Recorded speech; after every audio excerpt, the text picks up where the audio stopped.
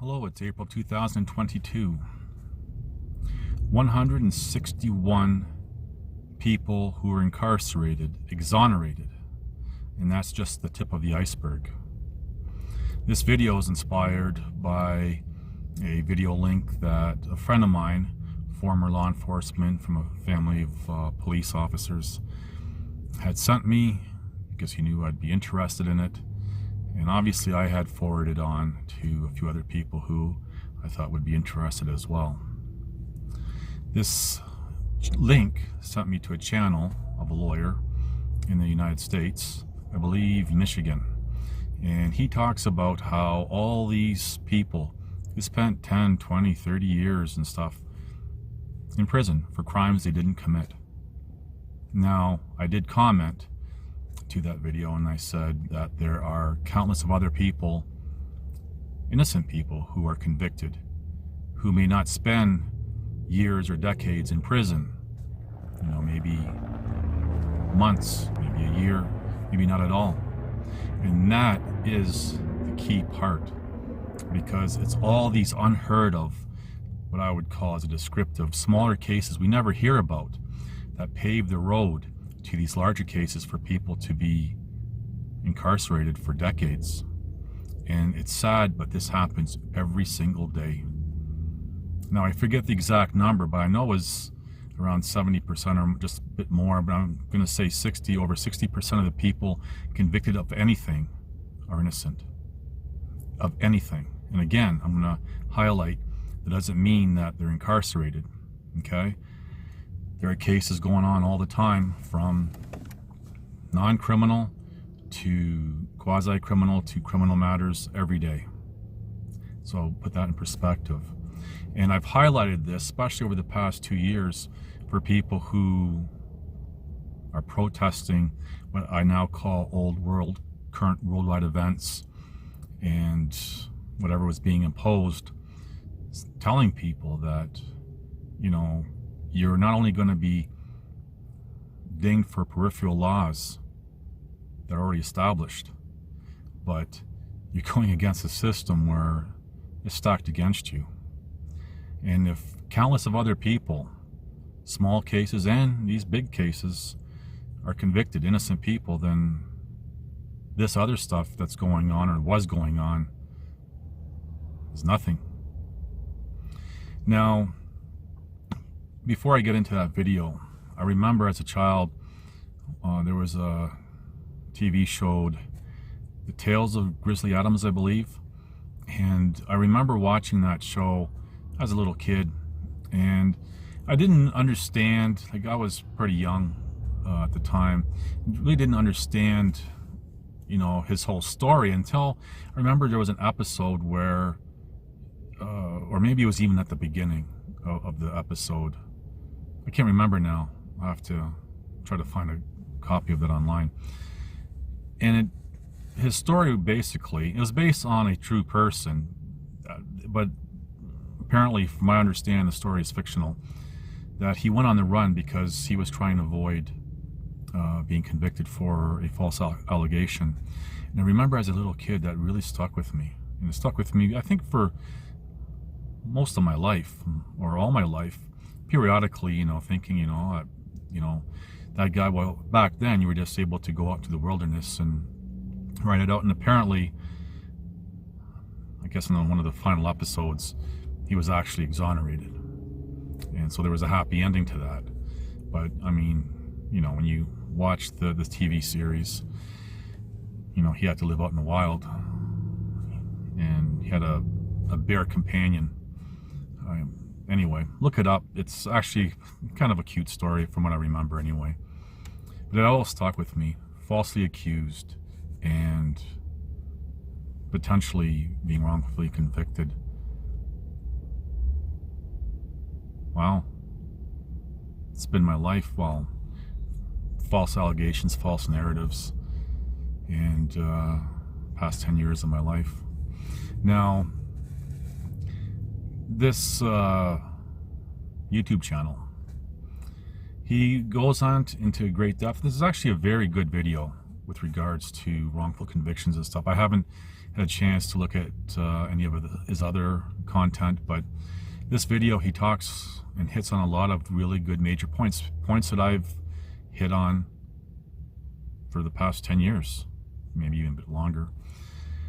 And just trying to think of some highlights that he had gone over this 161, and he's throwing out other statistics and everything else, and he says it's only the tip of the iceberg, and it is. I mean, again, it's countless of people.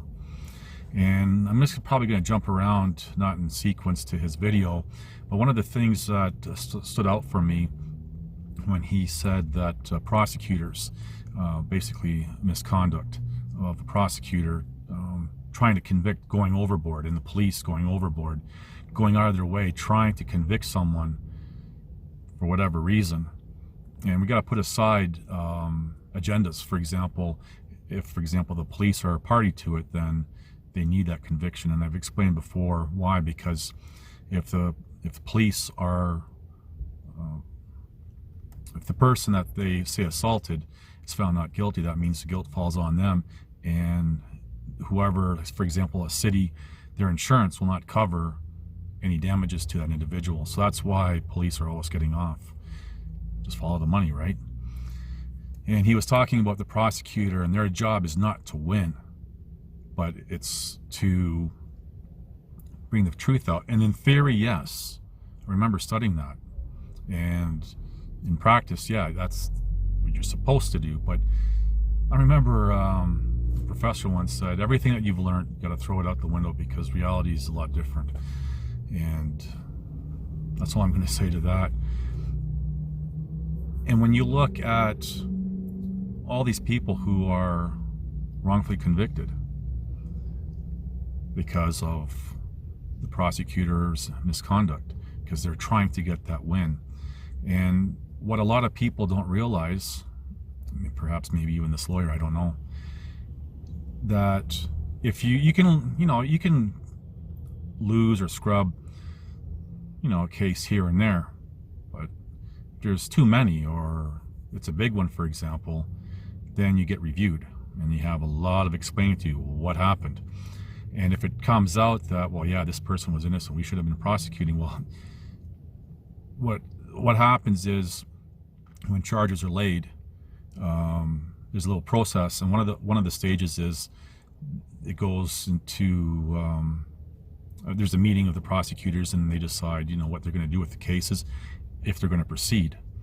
And so if they've decided to proceed against someone who's actually innocent, well, then that looks bad on them again, and it could affect compromise for them, for example, going to a higher court, or even to be a judge or something like that. So they can't afford mistakes. So either way, if there's somebody who's innocent that's going to trial, either way, it's a mistake on the prosecutors, because they're the ones that make the decision to move forward. Now again, sometimes there's political interference, or there's agendas, for example, to, as in my case, to protect the police, whatever. And that's a whole different tangent, which I've talked about extensively. So yeah, and I'm just trying to remember, he hit on quite a few good points in that video, and the link to that video is in the description box. I don't know if people even look at description boxes, but all my description boxes have a write-up about this video, additional information that I may have forgotten to say, and links to any videos that I may reference. So just keep that in mind. And so yeah, it's a really good video. And what more can you say? This happens all the time. And if you think that this can't happen to you, think again. I never dreamt in a million years that this would happen to me. Just imagine, putting aside what I knew about the organization, what was going on there. It was December of 2012. I go to my office, doing my thing. I left the office to do work, came back, and had this thrown at me, just out of the clear blue sky. So it can happen to anyone. And you don't even have to be a guy. I mean, you could be a woman and something, just blindsides you and you can't even prepare for it. And what makes things worse is when no one wants to talk to you, because now they made the assumption that whatever was said and whatever has to be true now, right? But they go, as this lawyer said, they go overboard. And I remember over the years, one of the things that really crushed me, because you have to remember everything that's stated in court is on public record and it's open court. So basically anyone can go into the courtroom and watch. And over the years, I remember watching, especially law students coming in and, watching a trial. And there was one time where I had taken over my trial, and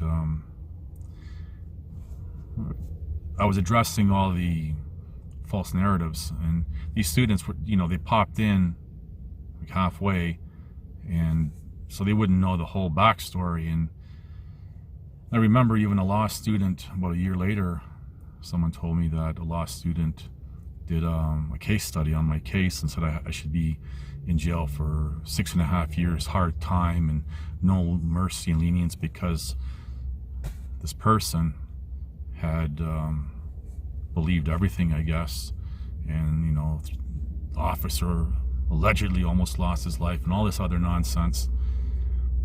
And see that again, there's an example of people making uninformed conclusions about what they hear.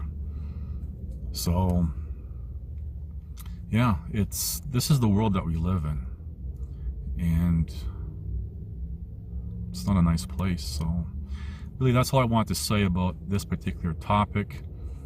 And I just wanted to say thank you for watching. Please like, subscribe, comment, and share.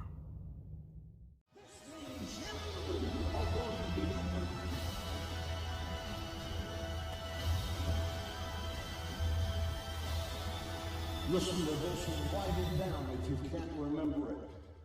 You're never going to outgrow warfare. You simply must learn to fight. I hear people saying to me, when is it going to get easier? When you die.